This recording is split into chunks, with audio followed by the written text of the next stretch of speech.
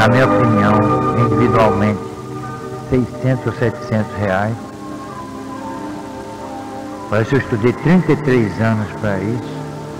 Isso não é vaidade, é questão de valorização e tem que se valorizar, não é? Na vida profissional nossa, nós temos uma coisa chamada currículo, não é isso?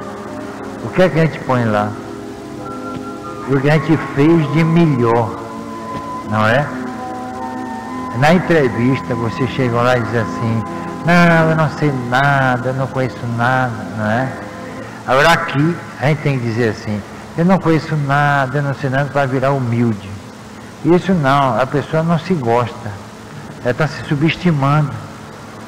Eu valorizo tudo que eu faço, porque eu faço com o coração, com amor e sem vantagem material. Eu não viso dinheiro. Tem muita gente que vive aí do que escreve, eu não. A verdade é essa, né? Então, se eu vivo do que eu escrevo é emocionalmente, intelectualmente. Eu tenho a minha aposentadoria, a única coisa que eu tenho, e não fui rico, nem sou rico, porque eu não quis ser. Tá bom? Eu fui advogado, comecei a ganhar muitas causas, e aí vi a podridão.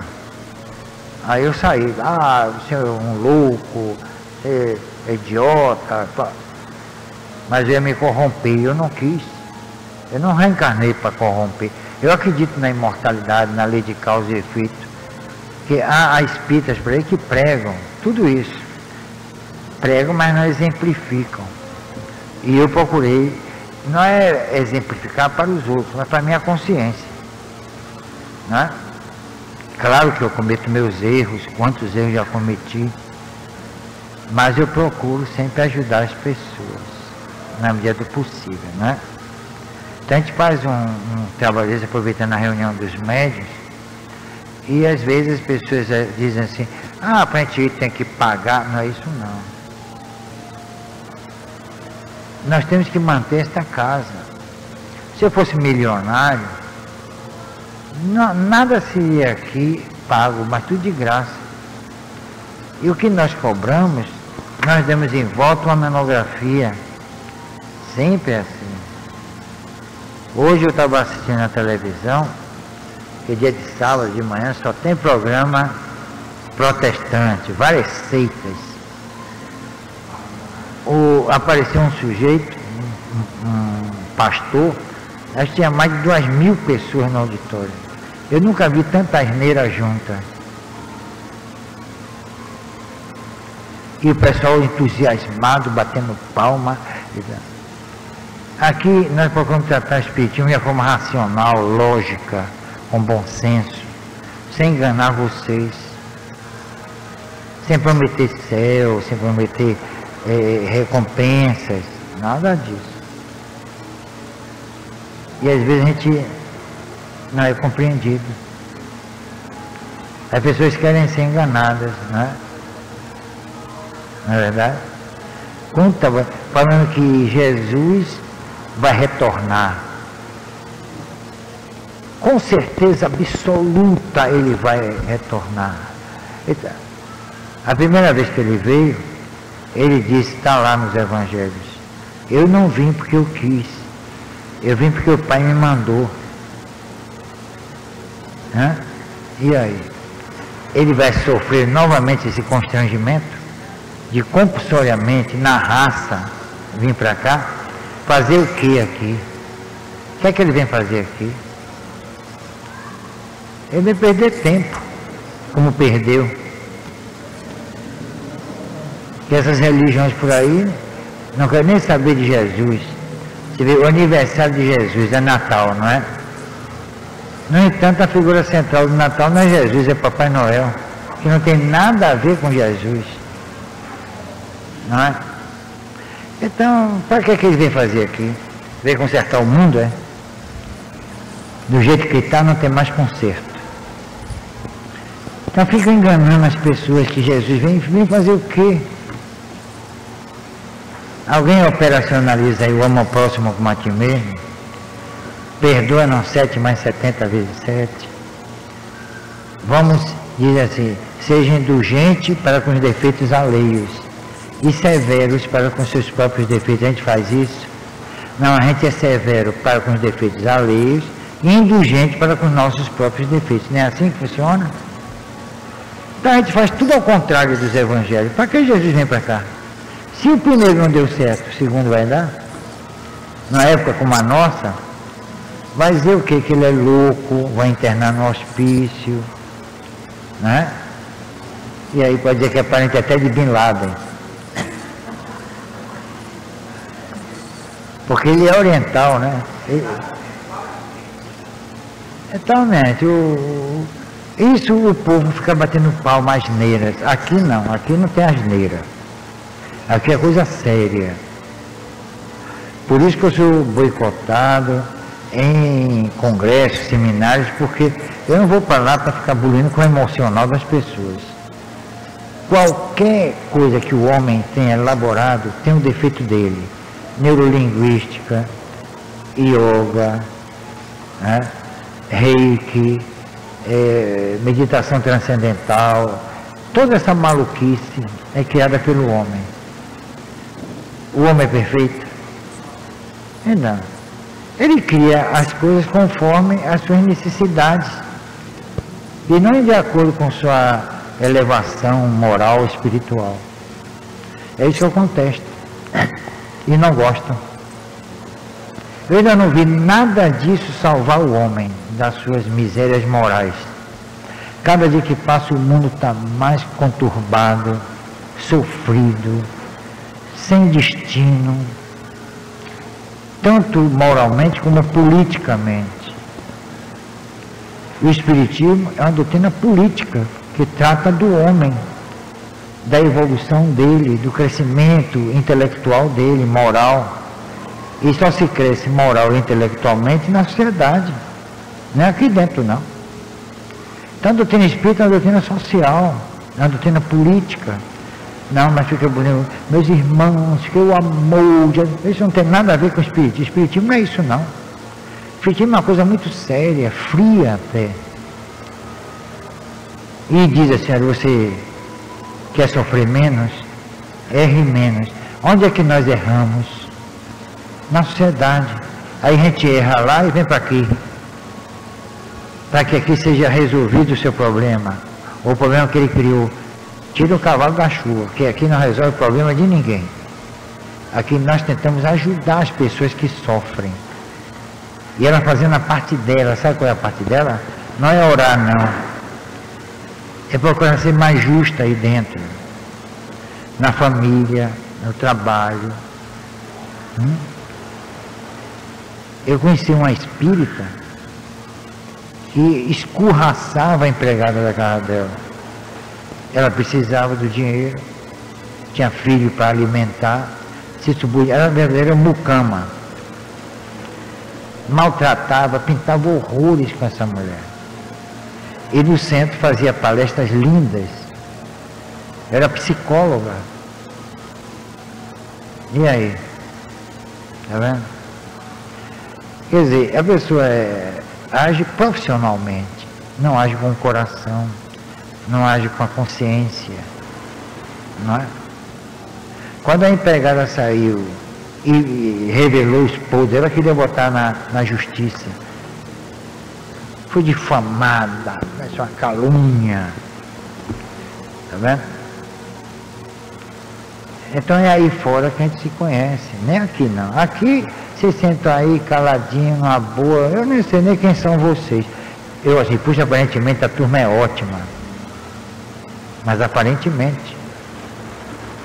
Vocês também podem julgar de mim a mesma coisa. Esse cara é bom, mas Jesus diz, bom é o Pai. Se ele não quis ser bom, quanto mais eu. Não é? Porque eu posso ser bom para umas coisas e ruim para outras. Eu posso ser bom para José e não ser bom para João. depende do ponto de vista, não é? Não é isso? É uma coisa muito relativa. Então vamos ter vocês que são médiuns e estão já envolvidos no trabalho de educação da mediunidade. A primeira coisa que deve ser observada é a disciplina. Outra, o horário. Que aqui no Brasil é assim, essa bagunça, que ninguém obedece a ninguém. Está lá na bandeira, ordem e progresso, mas só está na bandeira. Não há nem ordem e nem progresso.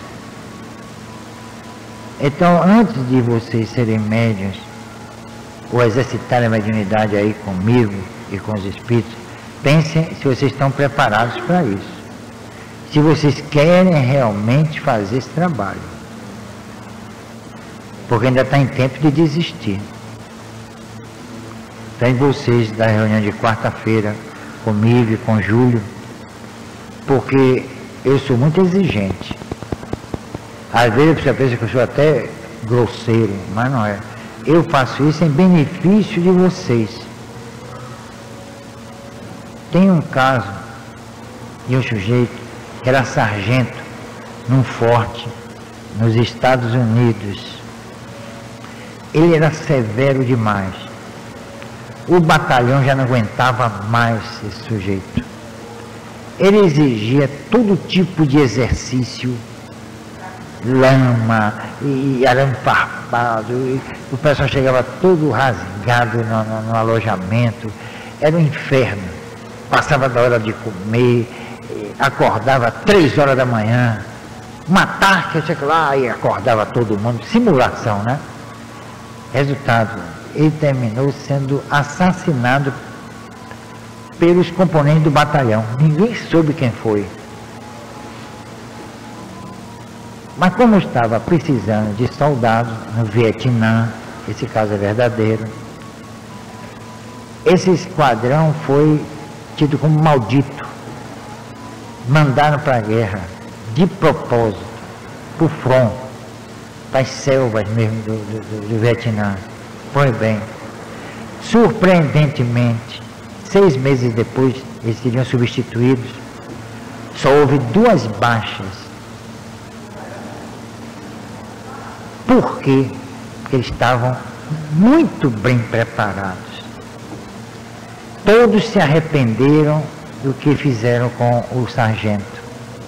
Ali no Vietnã, que eles viram o porquê daquele exercício tão rigoroso. Então, a maioria, uma baixa em um batalhão é uma coisa raríssima. Isso foi verdade. Eles se arrependeram de tal maneira que foram, quando voltaram aos Estados Unidos, ao comandante, e confessaram o crime. Nenhum foi punido. Não houve punição. O comandante disse, olha, a punição que vocês estão submetidos, a que vocês estão submetidos, é a punição de suas consciências. E tem uma coisa, vocês todos estão dispensados do exército. Botou todo mundo para fora. Houve suicídio, houve estado de demência, foi um inferno. Tóxico, bebida, tá vendo aí? Então quando a gente exige, é porque aí é o Vietnã da gente. Aí só tem Vietcong. Espírito obsessor que quer ver a gente na lama, na degradação, né? É por isso que eu exijo. Isso daí é em benefício de vocês. Eu não tenho, olha a mente, eu não tenho nada mais a, eu acho que não tenho nada mais a ganhar nem a perder. Eu acho que o que eu tinha de ganhar, já ganhei, porque todo ganho tem seus limites, assim como todas as perdas. E eu acho que eu já ganhei o suficiente nesta vida. Não quero mais, porque tudo demais é sobra. Eu quis ter o que tenho, mas não quero não. O que vier vai sobrar. Eu vou emprestar, vou doar. Porque o que eu quis ter nesta vida eu já tive. Eu não sou nenhum velho de 70, 80 anos, nada disso. E nem vou chegar lá. Então, por mim, ó, então eu procuro formar médiuns. São milhares de médiuns. Milhares, já perdi a conta. Todos os centros espíritas da Bahia, fora da Bahia, tem médiuns que surgiram aqui comigo. Que foram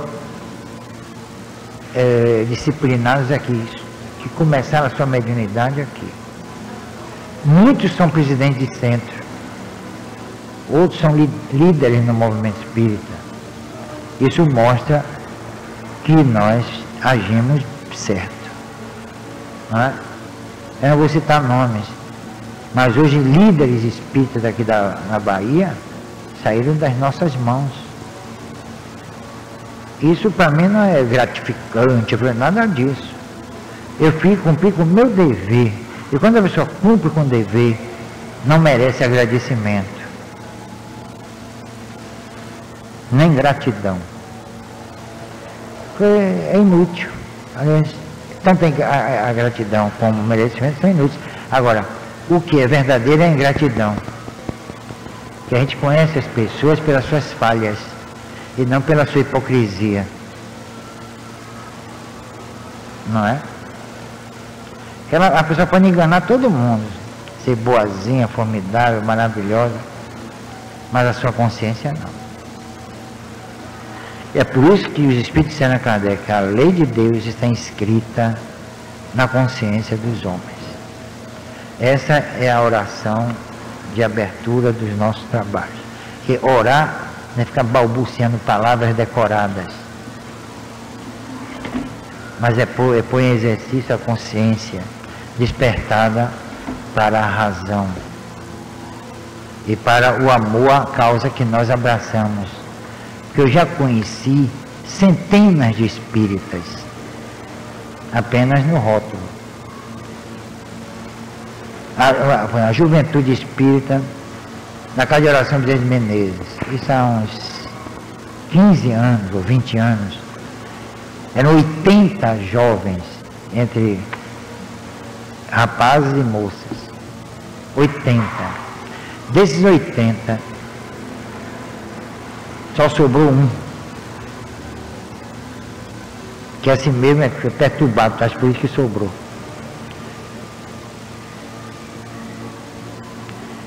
Muita gente não está preparada para enfrentar a sua consciência.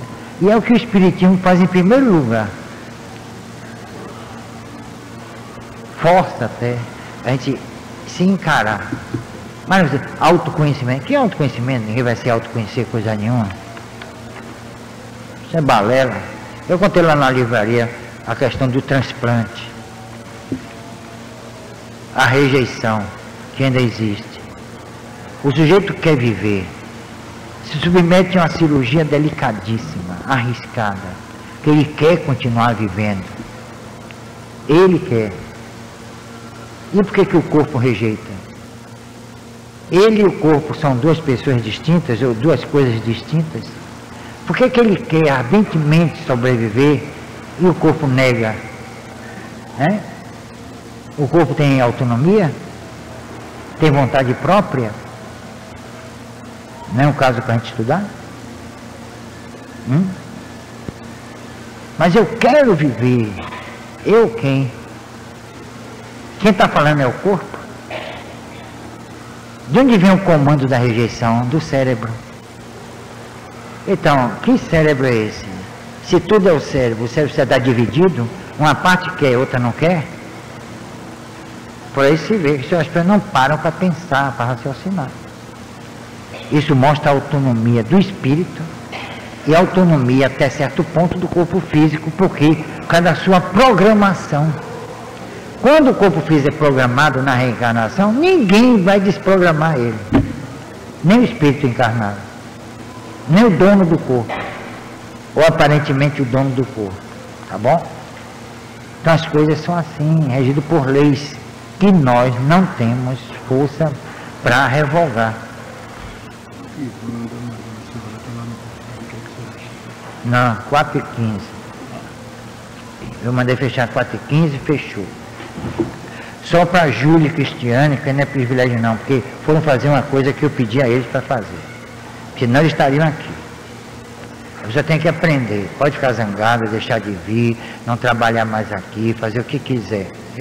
Entramos em 2002 assim, e vai ser assim. Quem não gostar, quem quer viver na bagunça, aí vai para outro lugar. Eu trabalhei com o Divaldo 3 anos, e Divaldo é disciplinado, diga-se de passar. Eu chegava 1 minuto atrasado, o cadeado já estava no portão, não tinha ninguém para dizer assim, olha, pode voltar, nada. Fechava ali, ó, 15 para as 8, 7h45, fechava o portão, ninguém entrava. E aí, todo mundo achava maravilhoso, que disciplina, né?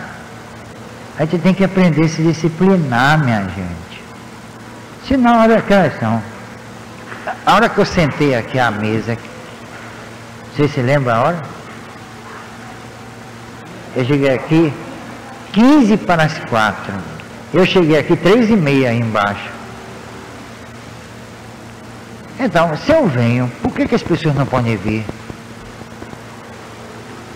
Não é? É ou não é? Por quê? Não, se for hoje vai ser também na próxima. Não, nada, a gente tem que começar, olha, isso é mesmo que regime. Começa segunda-feira e nunca começa. Aí você está contribuindo para a bagunça. Oxe, é uma conversa. Isso aqui, minha gente, aqui é uma casa de caridade, mas a caridade deve ser feita com discernimento, com equilíbrio, com disciplina. Senão vira bagunça. Vocês falam o seguinte, pegue quer ver uma coisa? Pegue um pacote de pão, aí 20 pães, botem no pacote. Chegue na igreja de São Francisco. Avançam que você fica até sem a roupa, inclusive o pão também. Eu nunca faria isso. Aí é caridade. Dá vontade de chegar assim e fazer, jogar assim pro chão. Por quê? Isso não é caridade, isso é burrice. Hã? Quer dizer, a pessoa até ameaçada, a sua integridade física é ameaçada. Não é verdade?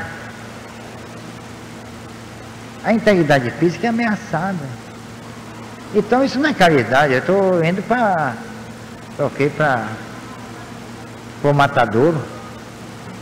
Não é isso?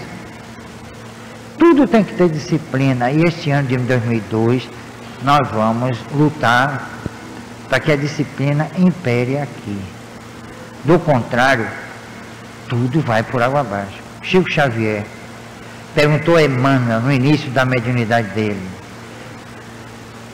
Perguntou, o que é que eu devo fazer para a mediunidade dar certo? Meu exercício da mediunidade dar certo. Fiz 3 coisas. Disciplina, disciplina e disciplina. Diga.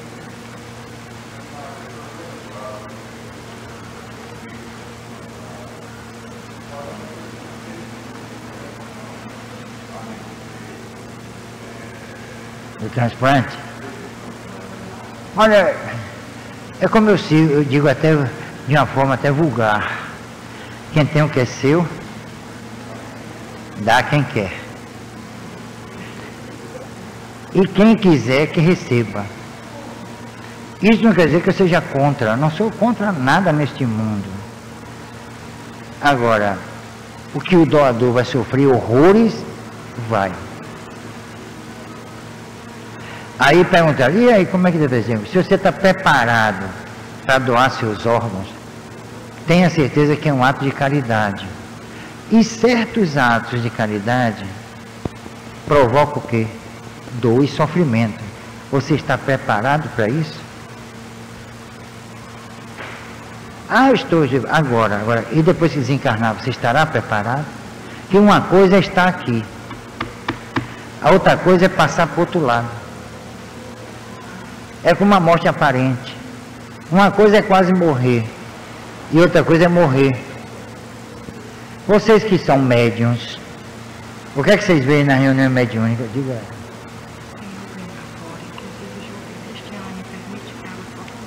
Júlio Cristiano já estava avisado, abra lá. Demais não. Só para o mês agora, viu? Eles ficam atrasando para poder não vir para o curso. Já conheço o meu gado. Então, se vocês que são de deixa eu terminar. Vocês que são de reunião mediúnica, vocês vão ver uma coisa interessante, se não já viram. O médium, quantas vezes aí? Uma senhora chegou uma vez aí, isso são N casos, eu perdi a conta, mas um só. Ela estava com uma dor terrível aqui. Isso há meses. Há meses. Aí eu chamei uma médium, acho que foi Lucinha, e mandei pegar num ponto, determinado ponto. Ela atrai o espírito. Isso já tem mais ou menos 3 meses. Pois bem, até hoje, ela não está sentindo mais nada. Mas por que ela estava sentindo aquilo? Porque havia uma entidade doente na sua psicosfera, transmitindo a ela, através do processo psíquico, o que ela, a entidade, estava sentindo. Desencarnaram com um tumor nessa área aqui. Então, em sintonia, logo, quando ela desencarnou, chamada por morte natural, ela leva o estigma para o outro lado da vida. Aí, resultado, em morte cerebral, os órgãos estão funcionando, todos os órgãos. Abre ali sem anestesia nenhuma. Tiram tudo, expoliam. O espírito não sente nada. São 2 pesos, 2 medidas. Há um ato de amor. Amor, nossos olhos. O que é amor para nós? É dar o que a gente não tem? É dar aquilo que nós não temos nenhuma força, nenhuma ingerência? Eu não falei da rejeição? Eu quero, mas o corpo rejeita. Então quem sou eu? Eu não tenho nenhuma força sobre o meu corpo. Eu sou inútil nesse caso. É isso, a programação nossa. É uma programação. Isso aqui é meio que um computador. De onde saiu o computador? Quem elaborou, quem inventou? Foi o homem? Foi. O computador é um reflexo também de todo esse processo. Aqui é uma tecnologia que ainda não foi desvendada. Eu perguntei aos médicos uma certa vez, quem surgiu primeiro? O órgão ou a função? Por que nosso organismo funciona de uma forma matemática? Cada órgão é encarregado de uma função. Para o quê? Para o processo da vida. Quem programou isso? A genética. A genética.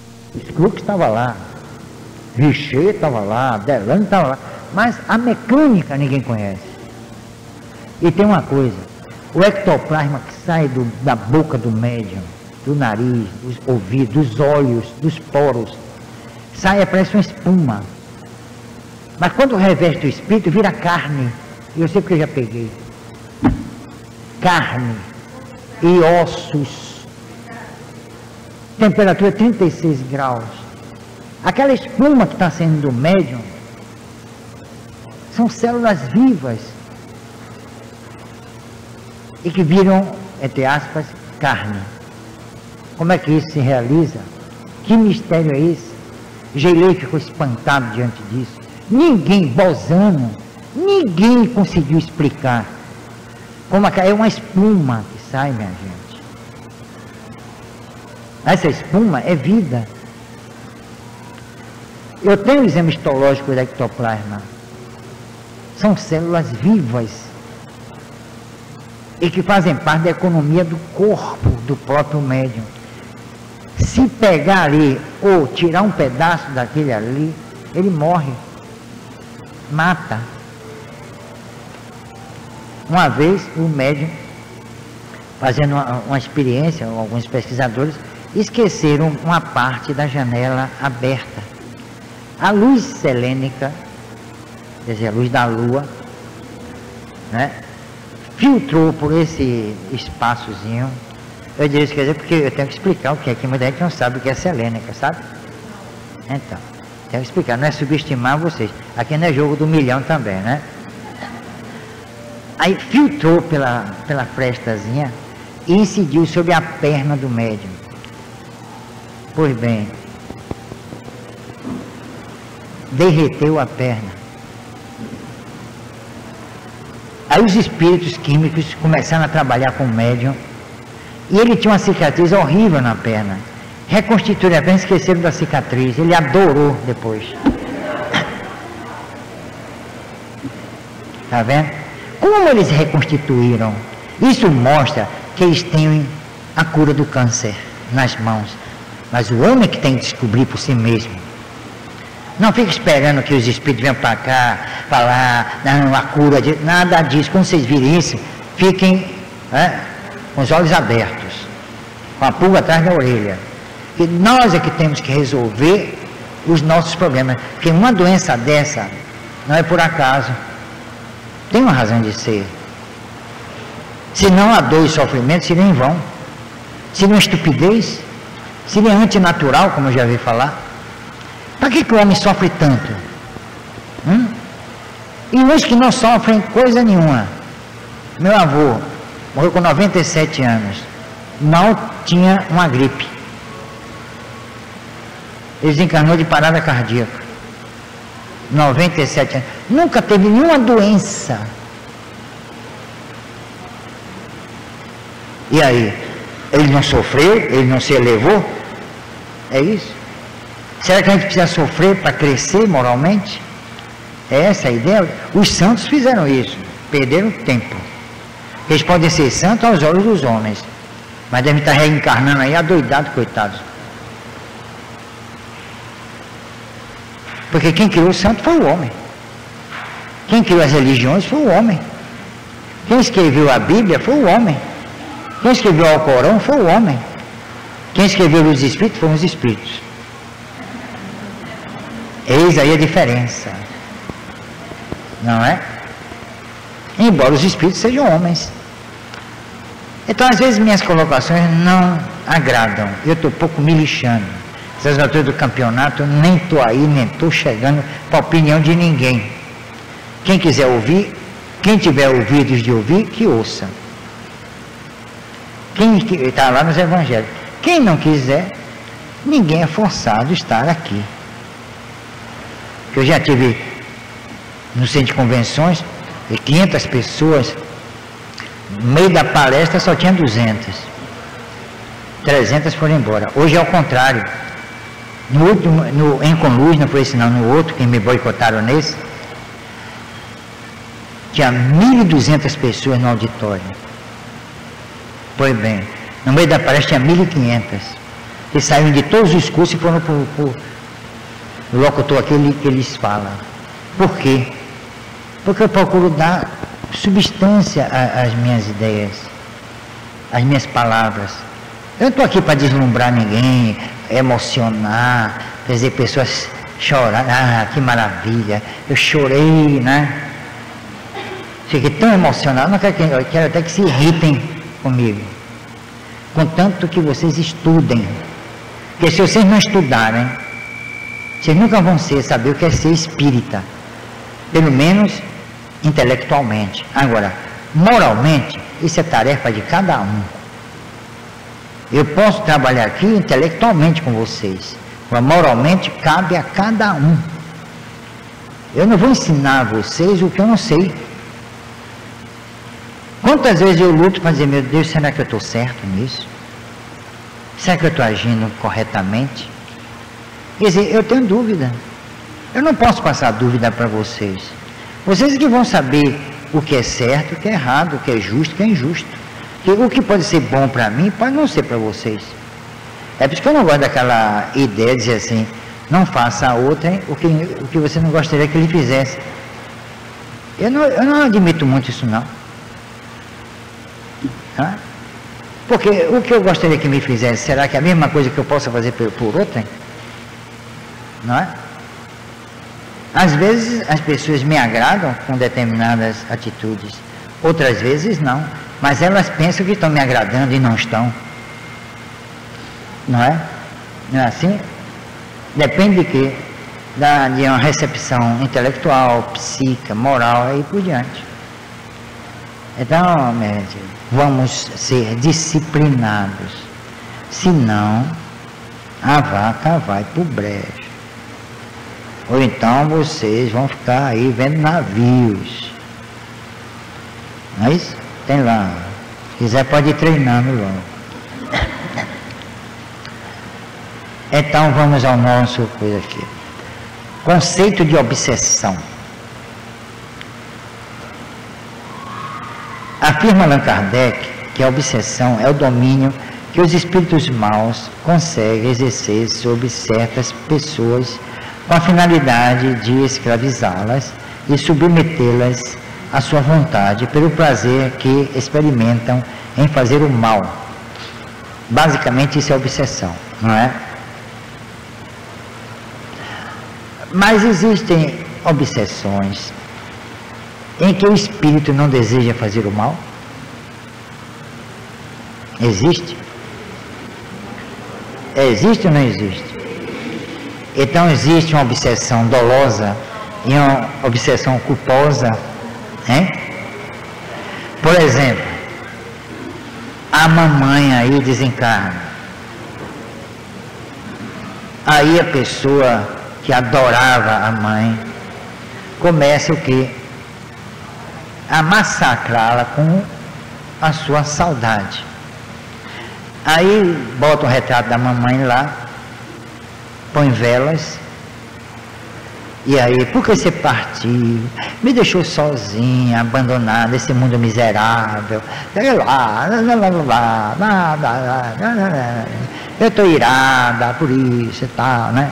Aí a mãe vai, né? Aí resultado, o que é que acontece? Está invocando, não é evocar, evocar é lembrar, invocar é chamar a si. Então vocês estão chamando o espírito, ele vem, e aí começa um processo de obsessão, caracterizada por quê? Geralmente por desânimo, nostalgia, tristeza e às vezes vontade de se matar. Eis uma obsessão onde não há dolo, onde o espírito não é mau, ele é um espírito comum, ninguém se sabe é bom ou não, mas que está assediando aquela pessoa que a convocou. A verdade é essa. E aí começa um processo, às vezes até doloroso. Agora, como dizer uma pessoa, olha, você está sendo obsidiada por sua mãe. Ah, não, minha mãe é uma pessoa tão maravilhosa, minha mãe é uma pessoa tão boa, tão compreensiva. Olha, ela até frequentava o centro, né? Como se frequentar o centro resolvesse alguma coisa. Você pode frequentar 500 anos o centro. Ela precisa saber o que é que ela está fazendo lá fora. O que é que ela está aprontando, não é? Então existe a obsessão dolosa e a obsessão culposa. Uma ao dolo, a vontade de prejudicar, a outra não, embora prejudique. Então parece que há aí uma, não é? E também existe a obsessão bilateral, no caso. Chama bilateral porque um obsidia o outro. Isso pode ser entre encarnados e desencarnados, ou de desencarnado para encarnado, ou de encarnado para desencarnado. Teve uma obsessão bilateral quando há ciúme de ambas as partes. Ciúme, aquele ciúme doentio, que vai assim no lugar, Aí o sujeito fica olhando os olhos da amada, né? Aí, quando você está olhando, aí olha para ver se tem algum homem atrás, né? Não é assim? Eu vi você olhar. Eu não olhei não, olhou sim. Aí você olhou assim, ó. Não é assim que funciona? Isso é um tipo de obsessão. As pessoas começam a ver aquilo que não existe. Começam a ver chifre em cabeça de cavalo. Embora algumas vezes também seja verdadeira a coisa, viu? Tanto da parte da mulher como do homem, não é isso? É igual um sujeito, eu estava observando, fui num restaurante, estava observando. Essas coisas a gente eu gosto de observar. Aí eu estava assim olhando, tá? O sujeito com uma mulher, né? Aí foi passando uma outra mulher assim, muito bonita e fisicamente chamativa, né? Vocês sabem o que é fisicamente chamativa, né? Aí ele disfarçou, jogou o guardanapo no chão e aí, ó.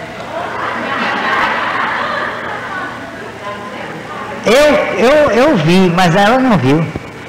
Você vê a astúcia, né? Não é isso? Então, isso aí é o que? Se ela visse, não ia ser briga ali, confusão. Então, obsessão, né, para mim, é uma coisa muito genérica. É um universo.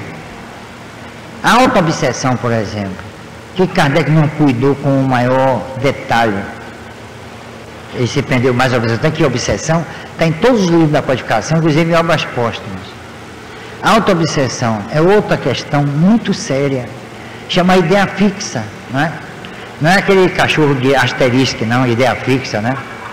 Asterix tem um cachorro chamado de ideia fixa, hein? Asterix. Então, a ideia fixa, a pessoa encasqueta uma ideia na cabeça, não tem quem tire. É ou não é? Às vezes até isso se refere à reputação de outra. Ela acha que fulana não presta e pronto, acabou. Porque ela acha que não presta, é uma questão dela. Ela pensa assim e assim ela continua a se conduzir. Aquilo ali pode gerar problemas, pode gerar conflitos. E aí começa um processo de auto-obsessão. Às vezes a pessoa confunde autismo com auto-obsessão. O autista é aquele que procura se isolar do mundo, né? Aquela história toda, aquela rejeição social, rejeição familiar, mas não é assim. A gente tem que separar o joio do trigo. É como a questão de mediunidade e animismo. O próprio Kardec não soube distinguir o animismo do ato mediúnico, do processo mediúnico. Você veja lá no capítulo 19, livro dos médiuns. Então Kardec não soube fazer a distinção. Confundiu alhos com bugalhos. Os espíritos até chamaram a atenção dele a respeito. Pois olha, você chamou aqui à mesa espíritos que já estão reencarnados e você não percebeu. O próprio Kardec não percebeu. Por quê? Porque quando o espírito incorpora, encarnado ou desencarnado, no caso o encarnado, ele age, disseram os espíritos, como espírito. Ele não tem nenhuma característica especial. E aí a dificuldade de saber se é anime. Agora, os dois são válidos. Porque tem gente aí em centro espírita por aí que condena o animismo. Isso é uma maluquice. Quer dizer, o espírito encarnado não pode se comunicar. E como os espíritos disseram na Kardec, quer dizer, falta de estudo do livro dos médiuns. Não é? Porque até espírito encarnado veio para ajudar Kardec a codificar o espiritismo, a doutrina. Isso mostra a importância do animismo. E Kardec não percebeu. Então, numa reunião, uma vez eu pensei, aqui na sua reunião há muito animismo. Eu digo, graças a Deus. Eu pensei que eu ia. É porque, eu digo, porque todos os espíritos têm direito a se comunicar. Você não é espírito? Será que você só vai se comunicar quando morrer? Você tem que morrer primeiro para se comunicar? Que absurdo é esse? Que maluquice. Isso é coisa de doido, não é? Sair do corpo para se comunicar. Eu fiz uma vez um trabalho assim, eu tirei e um espírito estava atormentando uma pessoa, veio através de uma menina chamada Ziza, que hoje está trabalhando até com o Djalma, nosso companheiro e amigo. E aí eu atraí, acho que foi com Simone, se não me falha a memória, eu atraí o espírito encarnado que estava atormentando a pessoa, e eu conversei com ele. Com vocês de desobsessão com o espírito encarnado. E aí é que está, é pior do que com o espírito desencarnado. Porque o desencarnado precisa da nossa vitalidade como médiuns para se manifestar. O espírito encarnado já tem seu perispírito vitalizado. Não precisa do médium.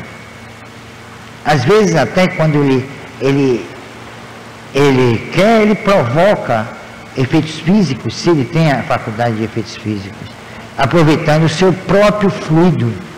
É por isso que em certas casas assombradas, e aí vem a confusão, vocês podem estudar Flammarion, e muitos não perceberam uma coisa interessante, que eu pesquisei, que eu já presenciei em caso de poltergeist. Não havia nenhum epicentro por perto, quer dizer, chama de epicentro em parapsicologia, o médio, né? O sensitivo, o percipiente, e aí por diante, o paranormal. Aí resultado, não havia nenhum médium que fornecesse o ectoplasma necessário à manifestação do espírito. E aí muita gente ficou assombrada com isso. E eu aí fui observar. E observei uma coisa interessante. Não era um espírito desencarnado que estava ali, era um encarnado, usando seu próprio, seus próprios fluidos para provocar o efeito físico. Então ele estava vitalizado, ele não precisou do médium. Ele mesmo ofereceu energia para provocar os fenômenos. É claro que os fenômenos não são muito assim violentos, né? Não são muito assintosos, mas, por exemplo, batimentos, ranger de pedra quando há muito ectoplasma gasoso. Aí provoca justamente isso. Já é diferente do efeito físico que parece poltergeist, né? Tem a semelhança de poltergeist, mas não é. Não. Porque é o seguinte, o espírito joga uma pedra dentro de casa, em direção à casa. As janelas devem ficar abertas, porque assim quebra tudo. Aí entra pela janela e vira, vai para o quarto. Às vezes entra e sobe. Como é que o espírito faz isso? Aí eu ofereci minha opinião a um congresso de parapsicologia que se realizou em Goiânia, que estavam questionando justamente isso. Aí eu mandei por escrito o seguinte: o espírito aproveita o ectoplasma gasoso despendido pelo médium. Quem trabalha de poltergeist, o ectoplasma não é assintoso, não é visto, não é palpável, ele é gasoso. E aí o que é que o espírito faz? Com aquele ectoplasma, ele cria o que eu chamei, vejam só, né? Que ousadia de minha parte, de conduto psíquico. Aí ele, quando ele movimenta a pedra, ele não joga a pedra, ele movimenta com a sua vontade, né? Quando ele movimenta a pedra vai nesse conduto psíquico, que ele pode criar sob vários aspectos, assim, assim, assim. Aí a pedra, ela fica espantada, não vê o conduto, só vê a pedra. Então a pedra vem, faz até um círculo. Então aquilo ali está agindo, está acontecendo por vontade do espírito, aproveitando o ectoplasma gasoso. Então eu chamei de conduto psíquico. E essa tese foi aceita. Hoje ela está em livros publicados na Venezuela por João Asprua, que é professor da Universidade na Venezuela, lá em Caracas. E ele escreveu um livro sobre parapsicologia e pôs até essa tese minha. E foi aceita internacionalmente. É a criação do conduto psíquico. Por isso que ninguém sabia explicar como é que a pedra ia e fazia círculos, ia para um lado, ia para o outro. E ela obedecia, aliás, ela realmente obedecia à vontade do espírito através desse conduto psíquico. Está vendo? Aí foi elucidado uma coisa assim que causava espanto. A pedra da círculo, a pedra vinha, chegava junto da pessoa, subia. Só tomava um susto, gritos horrorosos. O espírito estava brincando com as pessoas através da sua vontade. Leia um livro Vontade, Pensamento e Vontade de Bolzano, que ele explica mais ou menos isso. Quer dizer, ele não chega a explicar isso, mas dimensiona a força da vontade da pessoa. Nós temos uma força imensurável, só que nós não sabemos como usar, graças a Deus. É uma força assim fantástica. O que a gente faz fora do corpo, poderíamos fazer no corpo, mas é perigoso. A gente pode acabar com uma pessoa. E aí o homem não sabe lidar com a sua força. Então ele cria certos dispositivos para isso, como as armas, e aí por diante. O homem não precisava de arma nenhuma para destruir o homem. Mas ele cria porque ele não sabe usar a força de que ele é possuidor, graças a Deus. Um dia que o homem souber usar a sua força, ele deverá estar moralizado para isso. E conscientizado dos ditames da lei de Deus. Por enquanto não, nós somos embrutecidos. Eu vou dizer, civilização, que civilização? A gente não chegou nem metade da metade do caminho. Nós estamos engateando. Nós não sabemos nada. As coisas vão aparecendo, os homens vão descobrindo, mas não sabe a origem das coisas. Não conhece a essencialidade das coisas. E aí o que é que acontece? Ele trabalha na superfície. É superficial. Essa que é a dura realidade. É isso que em espiritismo eu sou assim fascinado, não é fascinação no sentido obsessivo, mas sou fascinado pelo que o espiritismo suscita, provoca em nível de elucubração, de ilações, de reflexões. É uma coisa assim fantástica. Hoje de manhã eu vi na televisão o pastor: Jesus vai voltar. E quem ele vai voltar, e muitos serão arrebatados. Aí perguntou, o cara fazendo a maior palhaçada no ia para lá, ia para cá, dava gritinho, parecia o ratinho Aí ele falou, mas quem será arrebatado? Aquele que tiver fé. Fé no Espírito Santo. Que negócio é esse? Fé no Espírito Santo. Eu nem fé na Bahia tenho, quanto mais no Espírito Santo. Quem é esse Espírito Santo? Ninguém sabe. É uma figura que apareceu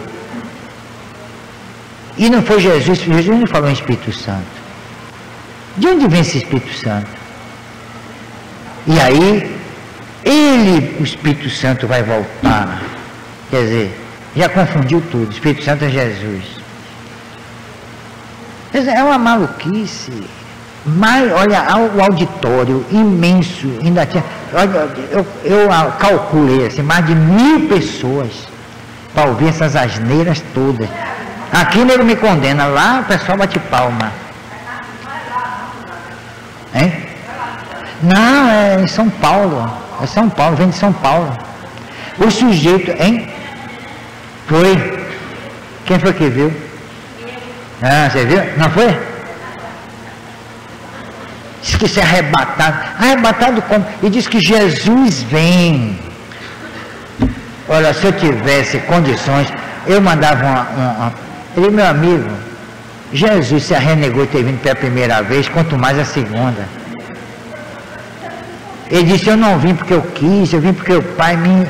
Devia ser o termo assim, me empurrou, não me mandou não. E depois ele vem para cá como Salvador. Parece que Deus errou tudo e ele veio salvar o que Deus fez de errado. E a maior obra errada de Deus foi o homem. O outro na televisão dizendo que no momento em que o homem mordeu a maçã, abdicou da sua imortalidade. Veja, que força tem a maçã. Ó. Não mordo a maçã, viu?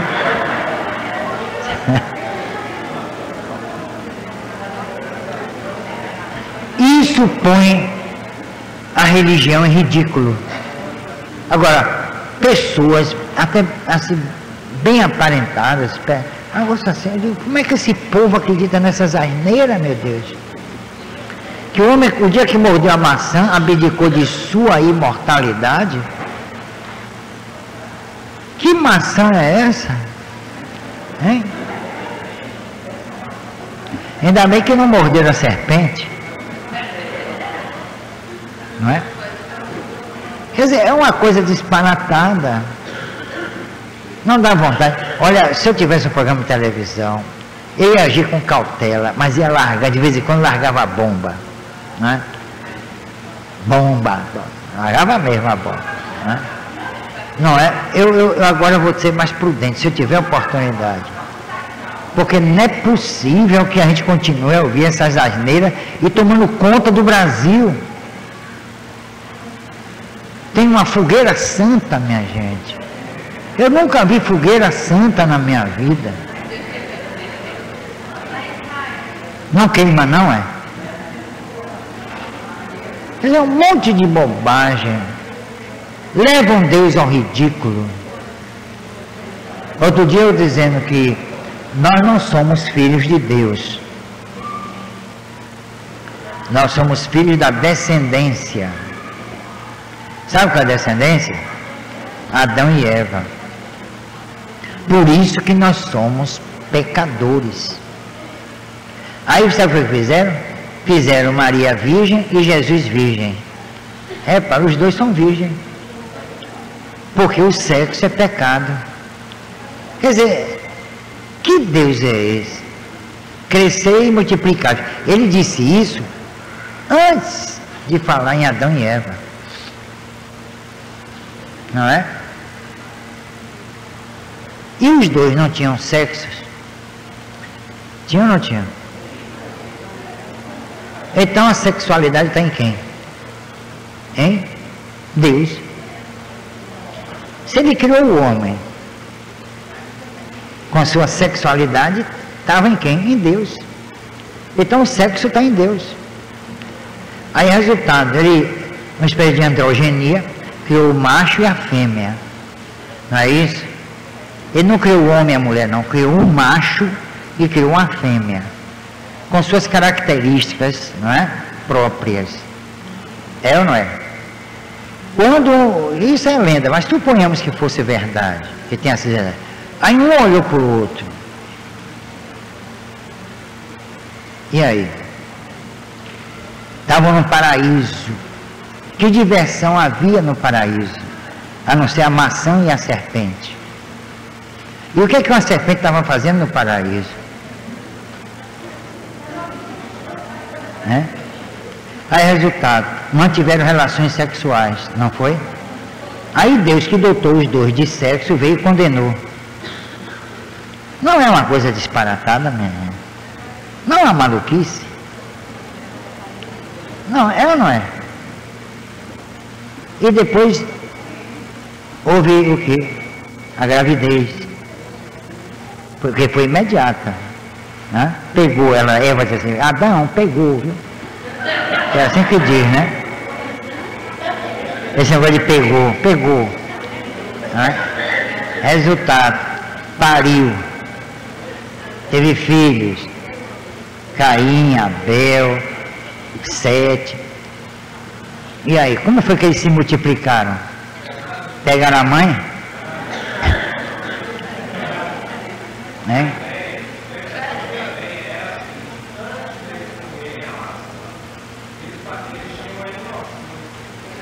Ah, é por isso que eu não como maçã, para não perder minha inocência, viu?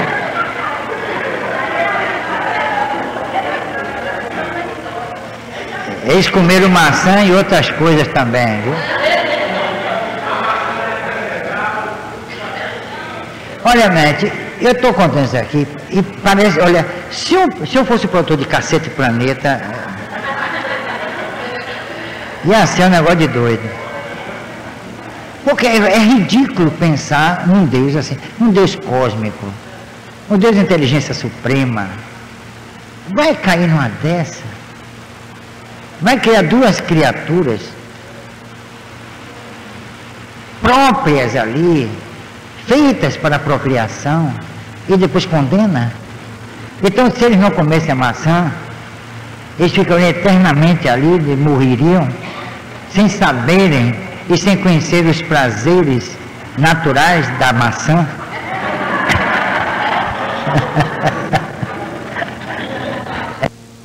Não existe livre-arbítrio, não existe responsabilidade diante dos atos que praticamos, a gente nasce para morrer, nós não temos chance de reabilitação moral.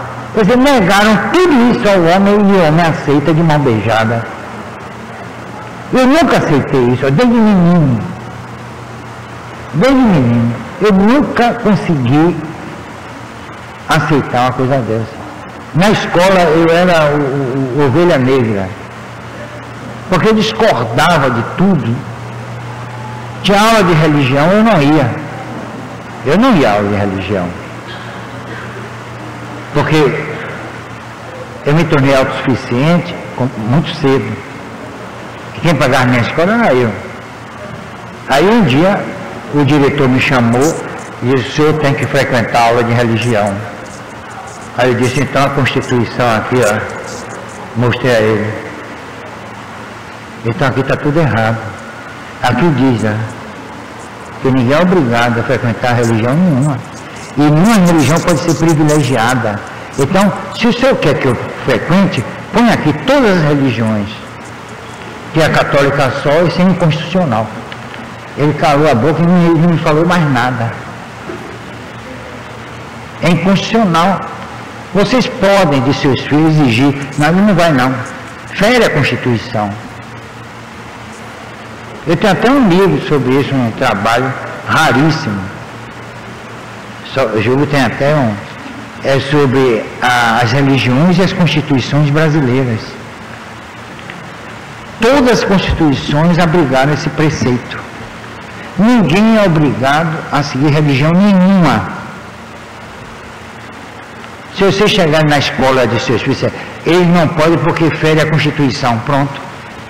Eles têm que obedecer, pelo menos eu acho que deveria obedecer, que a Constituição do Brasil está tão desmoralizada, né? E o Brasil está tão desmoralizado que eu não sei, a gente não sabe de nada, mas pela letra constitucional, pelo preceito constitucional, ninguém é obrigado, não. Eu fiz isso. E aí eu só conhecia a religião estudando e pesquisando. Porque ir lá eu não ia. Fazer o que lá? O que aquele povo podia fazer por mim? Será que Deus está ali dentro? Ou a casa de Deus é o universo? É? E a nossa consciência, quando é que vai? Onde está inscrita a lei dele? Não é isso? Não é assim que funciona ou não? Porque o espiritismo, uma vez eu precisava dizer, porque os espíritas pensam, eu digo, não, os espíritas não pensam coisa nenhuma, os espíritas não pensam. Não é assim não.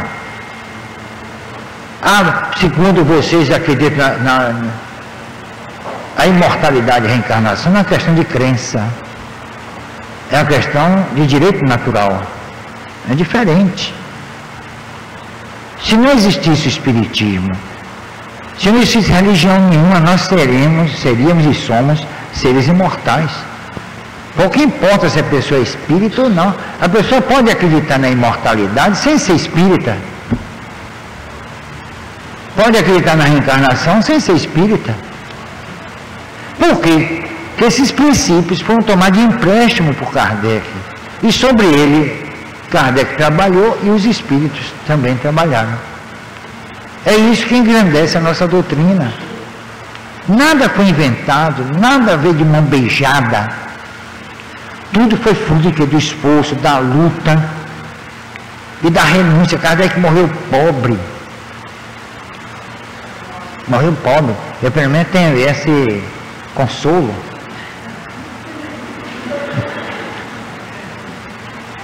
A mulher, para sobreviver, sabe o que ela fez? Amélie Gabriela de Lacombe Baudet Rivail. Sabe o que ela fez? Ela pegou a codificação e diz agora, só publica com minha autorização e com royalties. Pronto. Então quem quisesse publicar, tinha que pagar. Para ela sobreviver.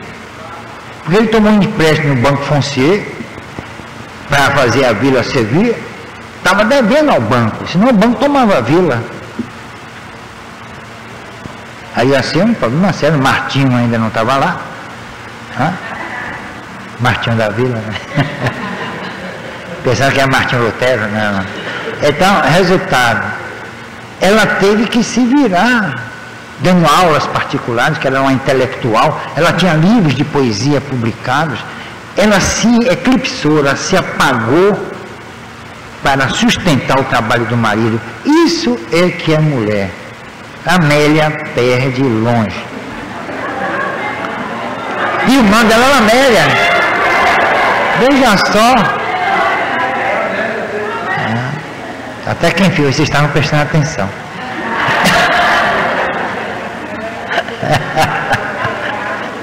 Vocês ainda vão na minha onda. Bom, então, Amélia, que mulher extraordinária. Poucas fariam isso.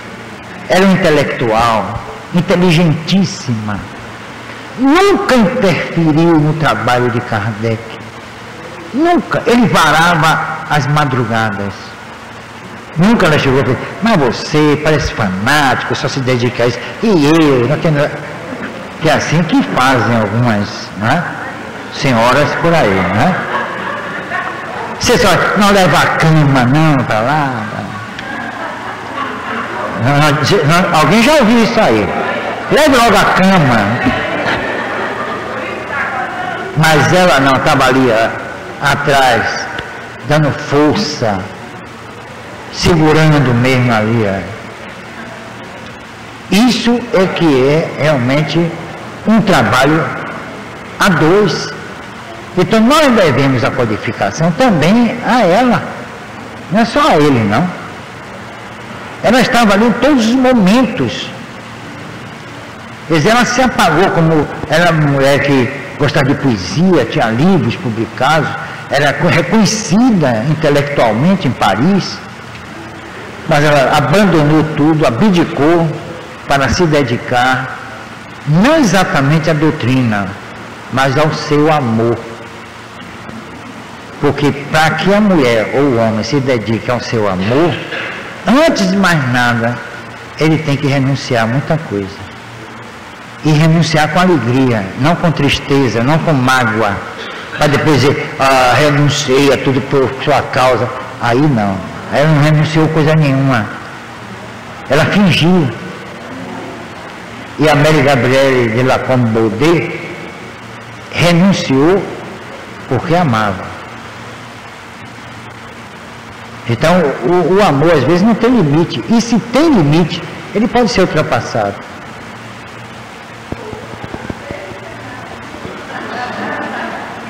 Não é? É verdade. Agora, onde está esse amor? Nas paragens da utopia? Será que ele existe? Pelo menos eu acho que a Amélia Baudet deu esse exemplo. Assim como Maria de Magdala. São mulheres extraordinárias que fazem parte da história sem estar nos livros de história. Que a história que essas mulheres fizeram parte é a história do amor que ainda não foi contada.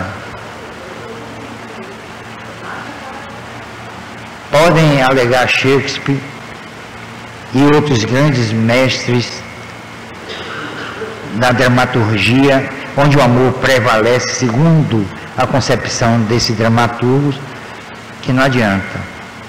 Nem Camões, quando ele diz que o amor é um fogo que arde sem se ver, é para os ignorantes. Quando o amor é um contentamento descontente, é mesmo para os imbecis.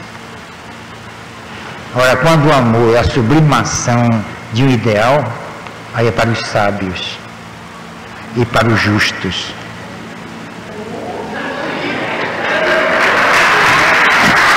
Não é não? É ou não é?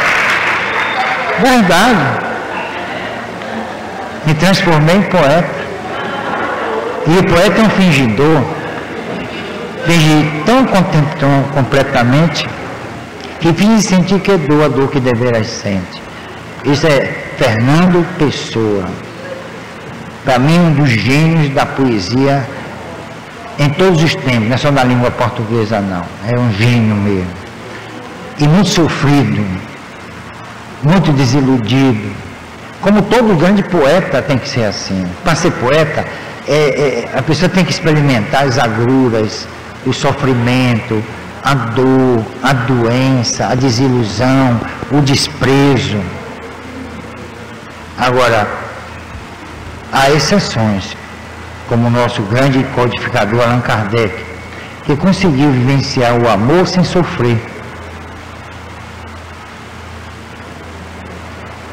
Não é? É porque a pessoa pensa que o amor tem base no sofrimento. Os poetas fazem isso. Mas os homens de ideal, aquele que tem aquele ideal inabalável, que enfrenta a razão face a face em todas as épocas da humanidade, esses não sofrem. Não sabem o que é sofrer. Nós outros sim, pobres, imortais, que ainda não sabemos lidar com o amor e sofremos por ele e com ele. Não é? E ainda achamos que isso é a sublimação do amor. Então a sublimação do amor não está na dor nem no sofrimento, está na felicidade. E essa felicidade dividida a dois. Ambos têm que ser felizes para que exista o amor. E ambos devem se amar para serem felizes. Poxa, saiu foi agora. Não dá nem vontade mais de falar em obsessão. Porque o amor, quando é obsessão, é paixão. É aquilo que passa, que vem e que vai como o refluxo do mar, na conquista das praias indefesas.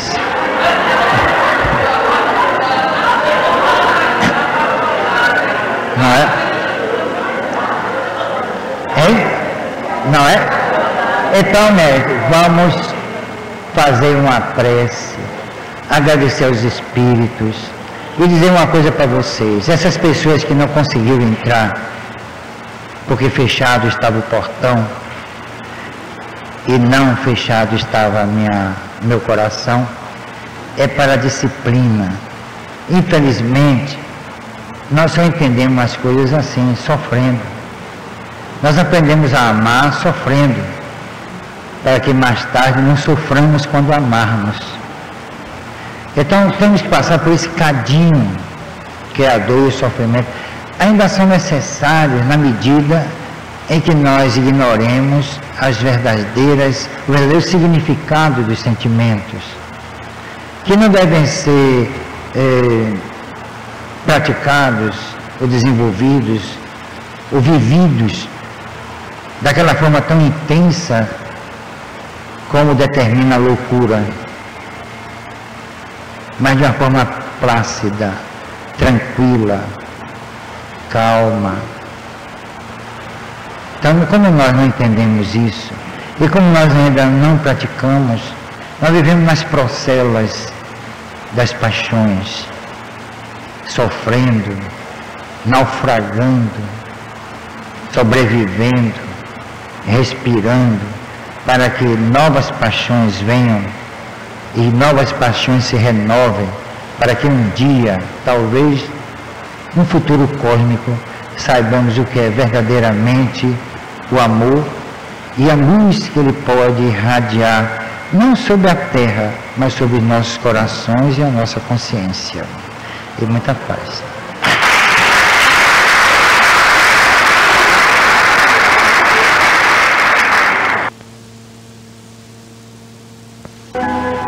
E vamos nos esforçar para cada vez mais esta casa, embora seja atacada de todos os lados, embora digam que eu sou até charlatão, já disseram, há uma semana disseram isso num centro, numa palestra, eu sou charlatão.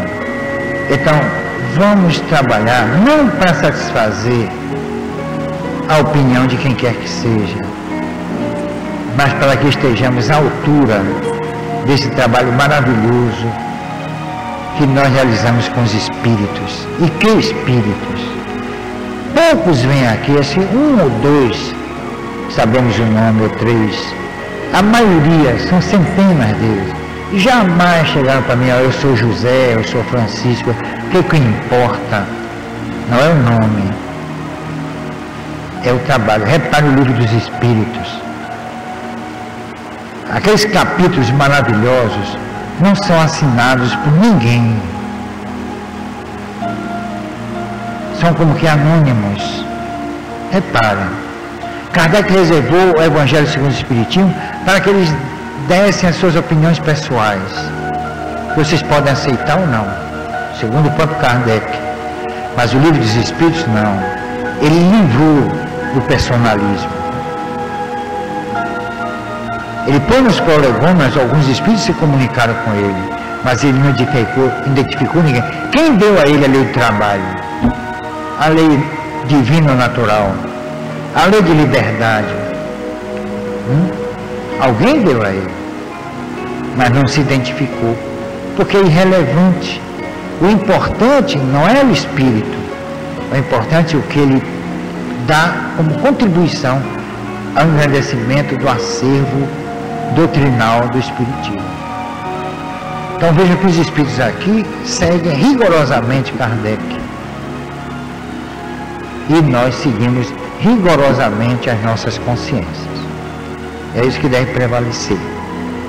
E enquanto nós estivermos aqui, nós, quer dizer, eu, Isabel, Ivan, Júlio, Rivanda, Cristiane,